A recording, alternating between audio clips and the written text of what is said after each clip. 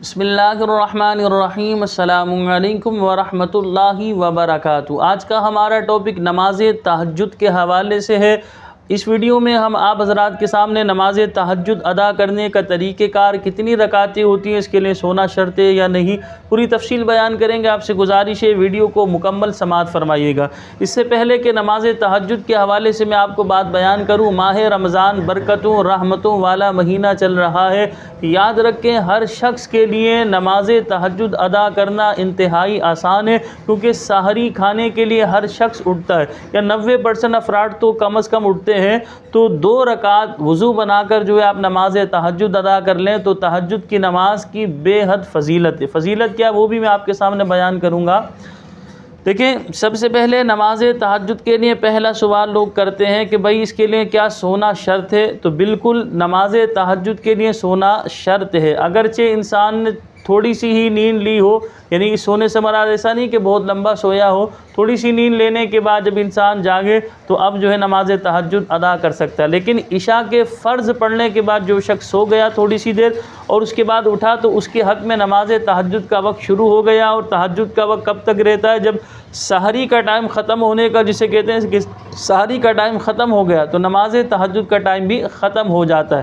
لیکن نماز تہجد رات کے آخری پہر میں پڑھنا یہ افضل ہے۔ لیکن اگر آپ رات کے آخری پہر میں نہیں پڑھ پا رہے، آپ اس طرح بھی کر سکتے ہیں، عشاء کی نماز ادا کر لینے کے بعد آپ کچھ دیر سو جائیں، کچھ دیر آپ سو گئے، اب سو کر آپ اٹھے تو نماز تہجد آپ ادا کر سکتے ہیں۔ لیکن میں نے آپ کو بتایا افضل رات کے آخری حصے میں پڑھنا، یعنی رات کے 3 حصے کریں، جو رات کا تیسرا حصہ ہے اس تیسرے حصے میں پڑھنا افضل ہے۔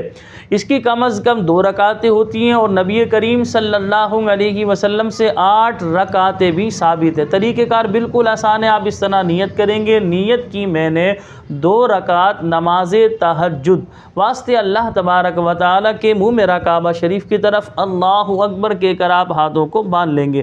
اب یہاں ثنا پڑھیں گے، ثنا پڑھ لینے کے بعد اعوذ باللہ من الشیطان الرجیم بسم اللہ الرحمن الرحیم تعوذ و تسمیہ پڑھ لینے کے بعد سورہ فاتحہ پڑھیں گے۔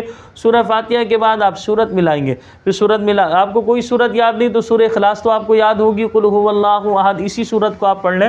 تو پڑھ لینے کے بعد رکوع میں آپ جائیں گے، رکوع کی تسبیح پڑھیں گے، قوما سجدہ جلسہ رکعت کو مکمل کر کے دوسری رکعت کے لیے کھڑے ہوں گے، سورہ فاتحہ پڑھیں گے، سورت ملائیں گے، اس کے بعد دوبارہ رکوع میں جائیں گے، تکبیر کہہ کر رکوع کی تسبیح پڑھیں گے، قوما سجدہ جلسہ، اور آخر میں التحیات درود ابراہیم ربی جلنی پڑھ کر دونوں طرف سلام پھیر دیں گے۔ یا آپ نے 2 رکعت نماز تہجد ادا کی، تو یہ دو کر کے آپ 2 پڑھ لیں، 4 پڑھ لیں، 6 پڑھ لیں، 8 پڑھ لیں۔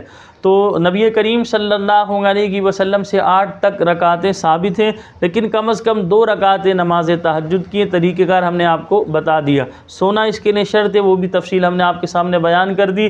ماہ رمضان میں ہر شخص کے لیے نماز تہجد ادا کرنا جو ہے آسان ہے۔ ہم نے کتابوں میں یہ بات پڑھی، حدیث پاک میں آتا ہے کہ انسان جب رات کو بیدار ہو اور اپنے اہل کو جگائے اور 2 رکعت نماز ادا کرے تو وہ کثرت سے عبادت کرنے والوں میں لکھا جاتا ہے۔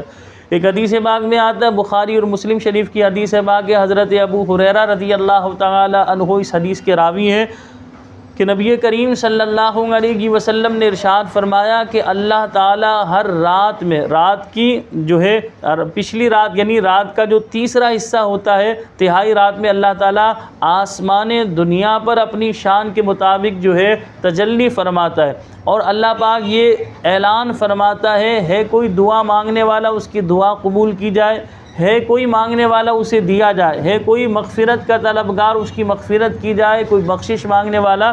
تو یہ رات کے آخری پہر میں اس طرح یہ ندا اللہ تعالیٰ کی جانب سے لگائی جا رہی ہوتی ہے۔ تو لہذا کتنا خوش نصیب شخص ہے وہ کہ نماز تہجد کے لیے اٹھے اور اللہ کی بارگاہ میں اس طرح گڑ گڑا کر رو کر اپنی التجائیں پیش کرے، اپنے رزق میں برکت کی دعا مانگے، گھر میں سکون کی، یا انسان کسی بھی حوالے سے XYZ پریشان ہے، اپنی پریشانی اللہ کی بارگاہ میں پیش کرے۔ میں آپ کو ایک بات یہاں پر یہ بتاؤں گا، دیکھیں جب بھی پریشان ہو اپنی پریشانیاں مخلوق کے آگے بیان کرنے سے بہتر ہے خالق کی بارگاہ میں پیش کریں۔ مالک میری یہ التجا ہے، میری یہ پریشانی ہے، میری یہ عرض ہے، میری یہ فریاد ہے، میں یہ چاہتا ہوں مجھے مل جائے۔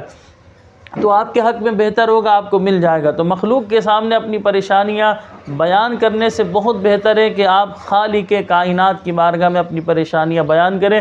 اللہ پاک ہمیں اپنی ہی بارگاہ میں مانگنے والا بنائے، اللہ پاک مخلوق کے آگے ہاتھ پھیلانے سے ہم سب کو محفوظ فرمائے۔ تو یاد رکھیں، ہم نے آپ کو بتا دیا کہ تہجد کی نماز ادا کرنے کی سب سے بڑی فضیلت کیا کہ وہ کثرت سے عبادت کرنے والا لکھا جاتا ہے۔ نماز تہجد ادا کرنے والے بلا حساب و کتاب کی جنت میں جائیں گے۔ اسی وجہ سے کہا گیا کہ جو تہجد کو ادا کرتا ہے لگاتار، وہ تہجد اس کے لیے چھوڑنا مکروہ ہے، اس کے لیے جائز نہیں کہ اس طرح نماز تہجد چھوڑے۔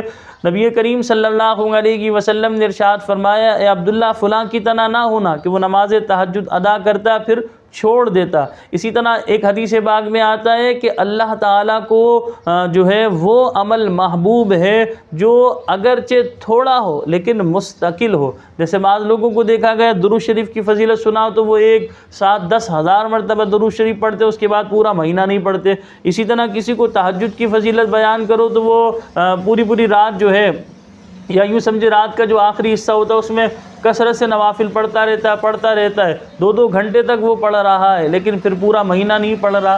تو تھوڑا عمل ہو لیکن مستقل ہو، یہ اللہ تعالیٰ کو بہت زیادہ محبوب ہے۔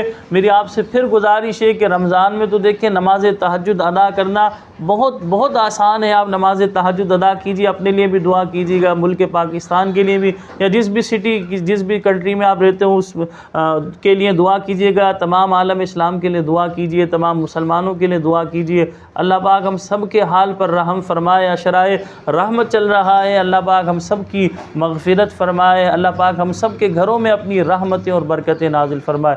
ہمیں اپنی دعاؤں میں یاد رکھیے گا۔ السلام علیکم ورحمۃ اللہ وبرکاتہ۔